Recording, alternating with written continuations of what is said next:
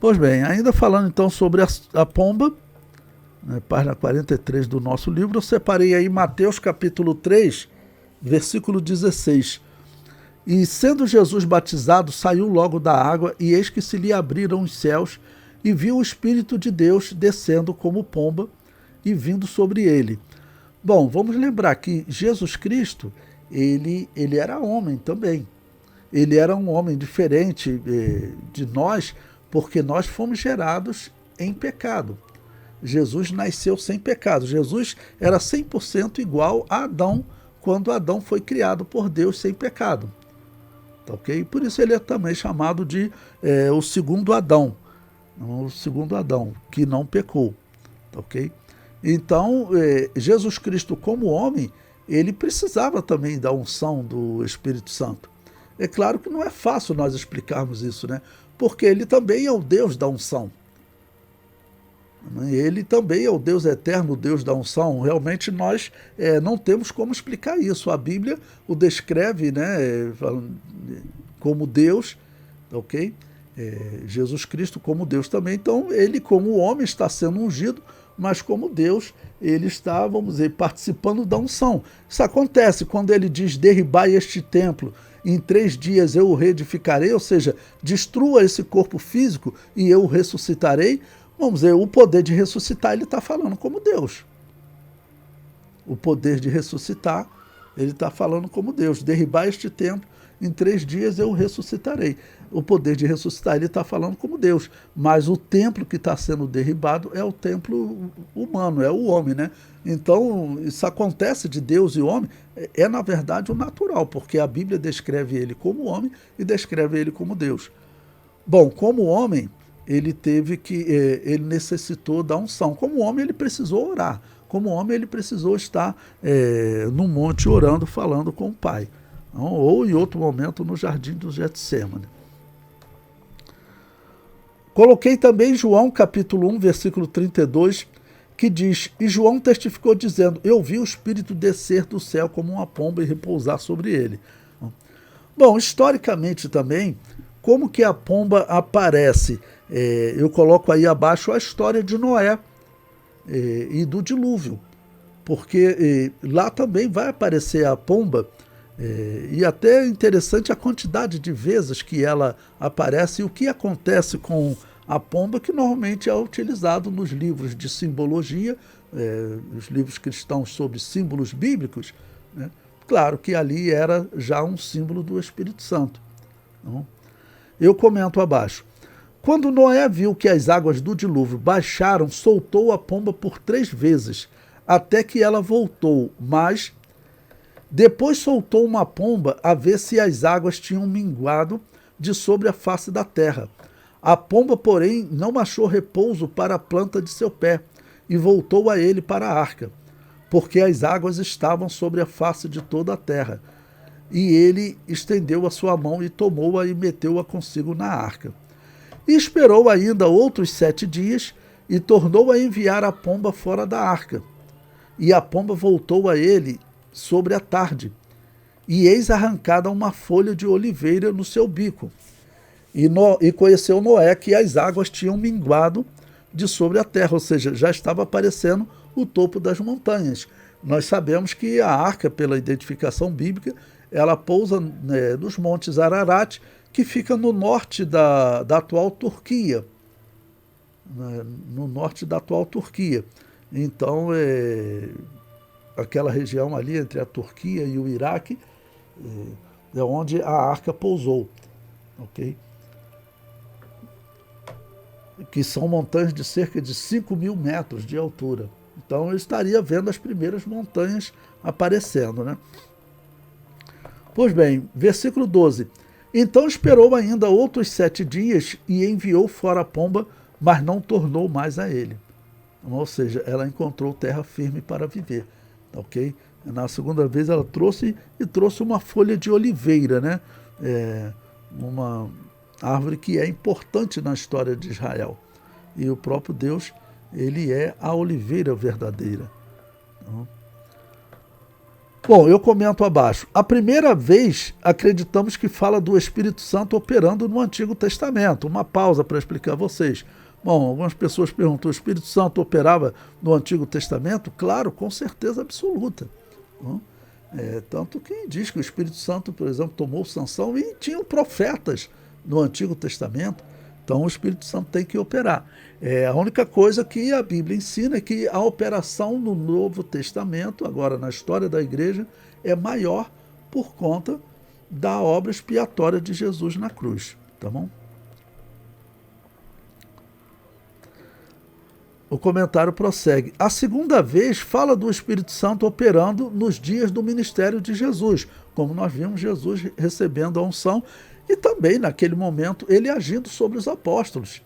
Os apóstolos tinham o Espírito Santo agindo neles, é claro.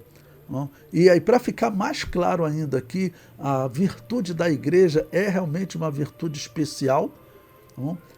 O Novo Testamento mostra que Jesus, mesmo depois, os apóstolos crendo, fazendo maravilhas através do poder do Espírito Santo, Jesus, para mostrar o que significa o poder dado à igreja, ele promete algo ainda maior. Aqueles apóstolos que já estavam operando maravilhas, porque teve momentos que eles saíram pregando e voltaram dizendo, Senhor, diante do teu nome até os demônios se nos sujeitam, e eles fizeram maravilhas. Ok? Mas depois é prometido uma virtude ainda maior. Ok? Prosseguindo, a terceira vez acreditamos que fala do Espírito Santo operando na dispensação da graça, que é também chamada de dispensação do Espírito Santo. Por isso a pomba não retornou na terceira vez que foi enviada. Em todos esses períodos que o Espírito Santo está operando, essa operação que ele está fazendo para salvar a humanidade através do sacrifício expiatório de Jesus, vamos dizer, é o mais poderoso por conta exatamente de a obra expiatória já ter sido realizada, ou seja, a humanidade, o seu pecado já foi pago. Não? Só depende do homem aceitar e viver em santidade. Quem é que opera todo esse trabalho? É o Espírito Santo. Bom, então a pomba também, ela ilustra brandura, como diz, né, que ela até é um pássaro que é fácil você chegar perto dele, então é fácil de você criar pombos e soltar ele ir e voltar para o mesmo lugar, por causa da sua brandura, né? E também simplicidade. Por exemplo, Mateus 10,16 diz, eis que vos envio como ovelhas ao meio de lobos, portanto, sede prudentes como as serpentes e simples como as pombas. Então, a pomba, ela é considerada uma ave simples, né? E também se tornou um símbolo de paz, não é? Porque em João 1,32, né, João testificou dizendo, eu vi o Espírito descer do céu como uma pomba e repousar sobre ele. Então, por conta de aparecer assim, no momento do batismo de Jesus, a pomba também, a pomba branca, se tornou um símbolo internacional da paz, né? Às vezes eles fazem determinados encontros aí e aí soltam uma série de pombos, né, exatamente para representar, vamos dizer, a humanidade buscando paz. Um discurso bonito, né? Tem que continuar fazendo e também praticar. Bom, eu comento mais abaixo. A descida do Espírito Santo como uma pomba, indicando que Jesus faria a paz entre os homens, entre Deus e os homens, como está em Colossenses 1,20, coloquei aí, né? E que, havendo por ele feito a paz pelo sangue da sua cruz, por meio dele reconciliasse consigo mesmo todas as coisas, tanto as que estão na terra como as que estão nos céus.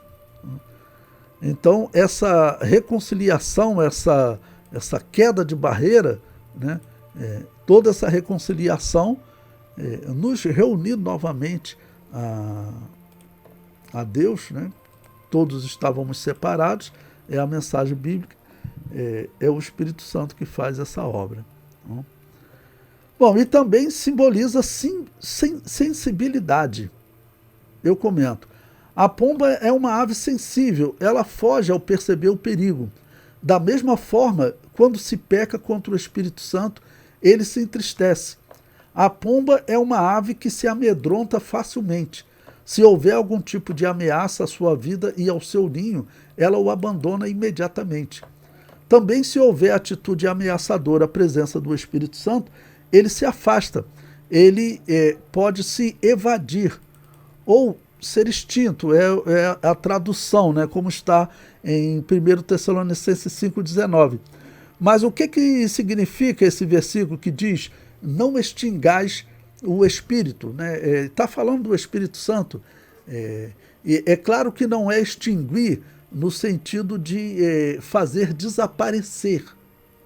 Não?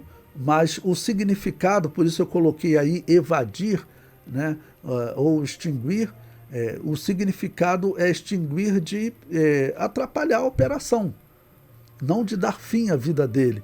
Por exemplo, eu verifiquei aqui no grego, a palavra traduzida por extingais é a palavra esbenumi, tá bom? Que ela normalmente é usada no sentido metafórico para suprimir, sufocar. Tá bom? Então aqui a tradução melhor seria não sufoqueis o espírito. Ou como o próprio dicionário diz, ela era usada assim metaforicamente, ou seja, você poderia traduzir não impeçais a operação do espírito. E esse é o significado. Tá bom? Não suprimir, literalmente seria a palavra, e se quiser dar um significado maior para o versículo, né? Não impeçais a operação do Espírito. É o significado. Mais abaixo eu comento, Davi sabia que o Espírito era sensível e não convivia com o pecado. Bom, a pessoa que ela está de alguma maneira, vamos dizer, errando, se ela erra, o Espírito Santo ele se afasta, tá bom? E Davi naquele momento pede para Deus não tirar o Espírito Santo, mas ele se afasta, como a operação do Espírito Santo será menor naquela vida. Ele vai, se a pessoa continuar clamando, ele vai continuar cuidando da vida que escolheu o caminho errado. Não, tá bom? Ele vai continuar cuidando. Eu já vi testemunhos de pessoas que estavam no mundo e às vezes pedia misericórdia a Deus e sentia, né, percebia que Deus o protegia. Não? Mas é claro que a operação de Deus na vida dele não vai ser a mesma como se ele estivesse servindo na casa de Deus. Não? Porque exatamente por ele ser santo, ele tem que se afastar. Ele teve que se afastar de Jesus no momento que Jesus estava na cruz. Como é interpretado aquelas palavras de Jesus que ele disse, Deus meu, por que me desamparaste? Então você ali interpretar que o Pai e o Espírito tiveram que se afastar dele, porque ele iria então receber os pecados da humanidade. Iria receber os pecados da humanidade. Bom, então no Salmo 51, versículo 11, Davi, quando confessa o seu pecado, ele ora a Deus, diz, não me lances da tua presença e não retires de mim o teu Espírito Santo. Então, pode ser retirado? Sim. Se a pessoa realmente se afasta de Deus e ela não demonstra mais nenhum temor, o Espírito Santo vai se afastar dela. O homem, ele é livre para escolher o seu caminho. Se o homem escolhe o caminho da morte, ele tem direito de seguir no caminho da morte. Desde o princípio Deus ensina, eis que ponho diante de ti a vida e a morte. Deus falou para Moisés, para Israel, e Deus diz, olha, escolhe, pois, a vida. Então o homem ele tem liberdade. Cada pessoa que ouve a palavra de Deus, ela tem que saber que o conhecimento que ela está adquirindo, que é o que a Bíblia ensina, é que ela é responsável pelas suas decisões. E que ela vai ser cobrada sim, porque Deus ele é o juiz da humanidade, ele não abre mão de ser o juiz da humanidade, porque ele é o criador da humanidade. Então não adianta a humanidade querer dizer que ele não tem direito de ser juiz, porque ele tem direito de ser o juiz da humanidade, ele é o criador de todas as coisas, e a humanidade será cobrada pela maneira como ela anda. Tudo que ela hoje faz, ela será cobrada. Tá bom? Bom, eu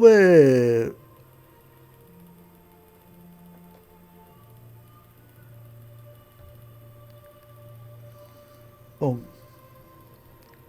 eu comento mais abaixo também, Mateus 3,16, um texto que nós já lemos, né? Falando do Espírito Santo descendo como pomba.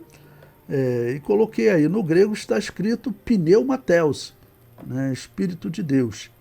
Ok?